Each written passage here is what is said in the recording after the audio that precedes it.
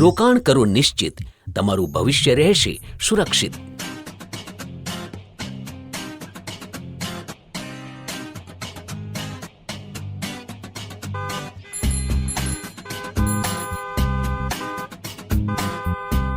અરે ઓ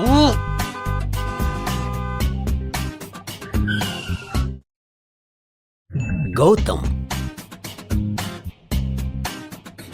ગિરીશ, અરે હું આટલા જોરથી હોર્ન મારી રહ્યો છું, સંભળાતું નથી શું? ચાલવું હોય તો ફૂટપાથ પર ચાલો, રસ્તો વાહનો માટે છોડી દો. ગિરીશ, મને ઓળખ્યો નહીં? અરે યાર, કેમ છો દોસ્ત? ઘણા વર્ષોથી નથી મળ્યા. જરા ખમ, હું કાર સાઈડમાં પાર્ક કરી દઉં.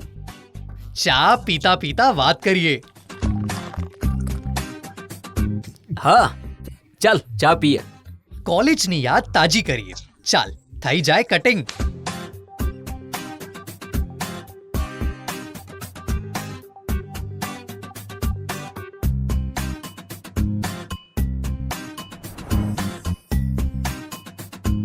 વાહ, શું કાર છે બોસ! તે તો તારું સપનું પૂરું કરી લીધું. અમે તો સ્કૂટર પર જ અટકી ગયા છીએ. આટલી મોંઘી કાર તો સપનામાં જ જોવા મળે છે. કઈ રીતે કર્યું યાર? જુગાડું તો તું કોલેજથી જ હતો કે પછી પૈસાનું ઝાડ મળી ગયું? અરે મંત્ર છે યાર. મંત્ર? કયો મંત્ર? મને પણ કહે ને. મારે પણ એક મોંઘી કાર લેવી છે. દેશ અને દુનિયા ફરવા માંગુ છું. અરે કહું છું, પેલા મને ઈ કે તું એક મહિનામાં કેટલી બચત કરે છે?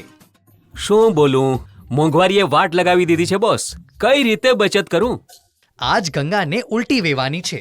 તું શું બોલે છે ભાઈ? પૈસાનું ઝાડ, મંત્ર અને હવે આ ઉલટી ગંગા? તું ઠીક તો છે ને? શાંતિ રાખ યાર, તને મંત્ર કહું. મંત્ર મહત્વ સમજો કમ્પાઉન્ડિંગનું. આપણું જોખમ અને નફો ધ્યાનમાં રાખીને રોકાણ કરો. નિરંતર રોકાણ કરતા રહો.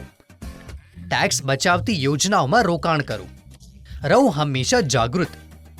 આપણા રોકાણ અંગે શિસ્તબદ્ધ રહો. શું બકવાસ કરે છે યાર? શું નાની બચતથી મોટી અને મોંઘી કાર ખરીદી શકાય છે?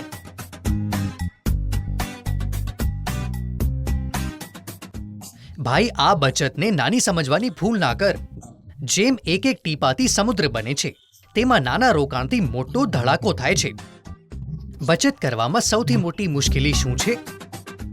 મોંઘવારી. હા, બચત કરવા માટે આપણને મોંઘવારી સામે લડવું પડશે.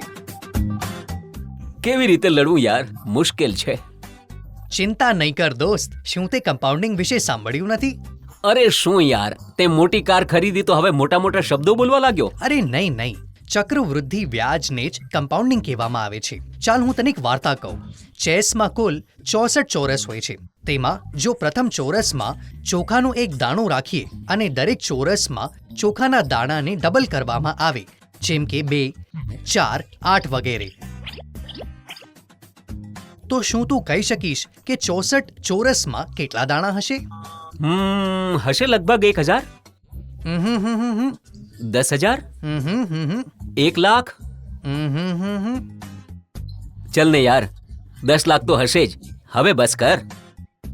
ના દોસ્ત, અબજો અને ખરબો હશે. શું? અબજો અને ખરબો? હા ભાઈ, લાગ્યો ને જોરદાર ઝટકો. પણ ધ્યાનમાં રાખજે કે તેની શરૂઆત એક દાણાથી થઈ હતી. છે ને મજાની વાત? હા યાર. આ રીતે જ્યારે આપણે રોકાણ કરેલા પૈસાને વધવા માટે સમય આપીએ છીએ, ત્યારે આપણા રોકાણ કરેલા પૈસા કમ્પાઉન્ડિંગને કારણે સતત વધતા રહે છે. આ જ પૈસાથી આપણે આપણા સપના પૂરા કરી શકીએ છીએ. તે કેવી રીતે શરૂઆત કરી? સૌ પ્રથમ મેં મારા જીવનના નાણાકીય લક્ષ્યો નક્કી કર્યા.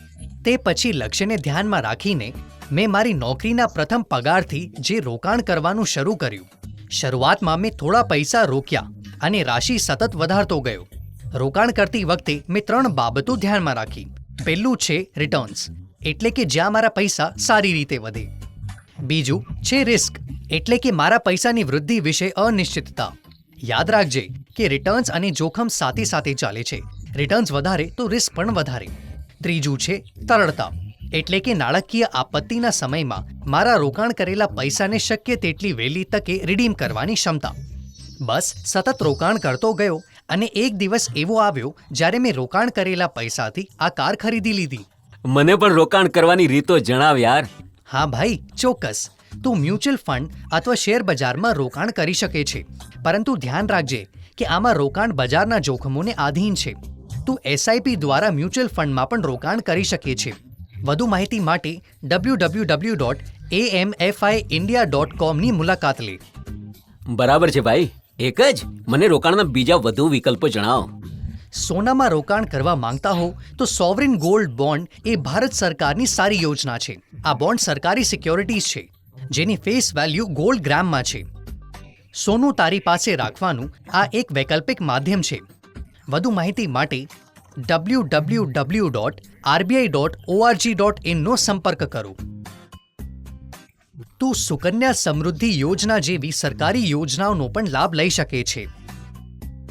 કિસાન વિકાસ પત્ર વગેરેમાં રોકાણ કરવું પણ સારું છે. આ યોજનાઓ વિશે વધુ માહિતી માટે www.indiapost.gov.in પર સંપર્ક કરો.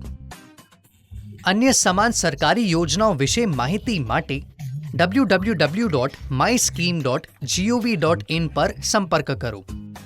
તમારા નાણાકીય લક્ષ્યોને પૂર્ણ કરવા માટે અહીં જણાવેલ સરકારી યોજનાઓનો ચોક્કસપણે લાભ લો. થેન્ક્સ યાર. ખરેખર મારે પણ અમીર બનવું છે. ચાલ હવે માત્ર સપના જ જોશે કે તેને પૂરા પણ કરીશ. કાલથી રોકાણ કરવાનું શરૂ કર ભાઈ. કલ કરે સો આજ કર, આજ કરે સો અબ. તેથી કાલે નહીં, હવે ઘરે ગયા પછી હું નાણાકીય યોજના બનાવીને રોકાણ કરવાનું શરૂ કરું છું. આ થઈને વાત.